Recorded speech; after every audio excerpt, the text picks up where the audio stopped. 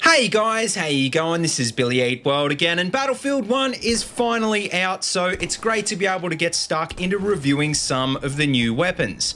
And so far it looks like all of the guns are pretty unique, but I thought today we'd kick off by checking out the main one that I've been using, the British SMLE. The SMLE is the default bolt-action rifle, but don't let that fool you because it's actually probably one of the best guns in the game. And not just that, for those of you out there who also love authenticity, as far as World War I weapons go, you'd be hard-pressed to find a gun quite as legendary as this. Speaking of legends, well, as you can see, the SMLE variant I'm using in this video is actually the Lawrence of Arabia variant. And as far as I can tell, all it really is a reskin of the SMLE Infantry, which was more or less the basic British service rifle during the war. In BF1, the SMLE also comes in a carbine variant and a marksman variant, but surprisingly, it doesn't actually have a sniper variant. So, in other words, although as you'll see this gun is a great all-round bolt action, if you're looking for a true sniper rifle, then you might need to look elsewhere. So what is it about the SMLE that makes it so good? Well, to begin with, it deals 80 damage at all ranges, except for in its sweet spot at around 40 to 75 meters, where it deals about 100.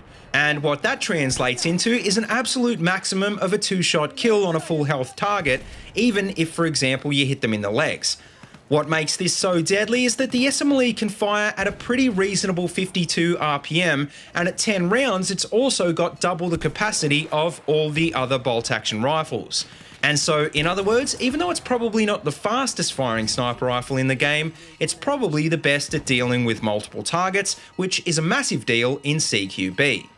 You see, because that's the main thing about BF1, because in previous games the bolt actions were for sniping and they weren't really guns that worked very well if you used them aggressively. Whereas on the other hand, the SMLE has clearly been designed for shorter range gunfights, which is the reason, like why I said before, it doesn't have a longer range variant. I mean, at point blank range, you're still gonna get shredded pretty hard, but if you can manage to keep your targets in the sweet spot, you'll have a massive advantage. And what that means is that you really only need to use iron sights or the shorter range optics, which incidentally now actually also have a low power zoom anyway. Now, with that being said, what about long range? Well, it's not that the SMLE is bad at long range or anything, it's just that unless you're looking for the extra capacity, there's better options out there. Like, for example, the Gewehr 98, which only fires a little bit slower and also has a much faster muzzle velocity and a more suitable sweet spot.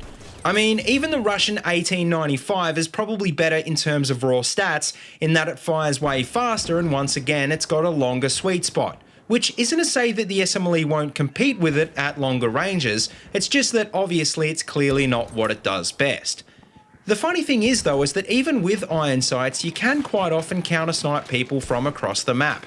And the best thing is that they actually have no idea where the shots are coming from, because unless you're using a scope, you don't generate scope glint. Also, what you'll find is that this is helped by the fact that spotting is now less effective in BF1 than it was in previous games.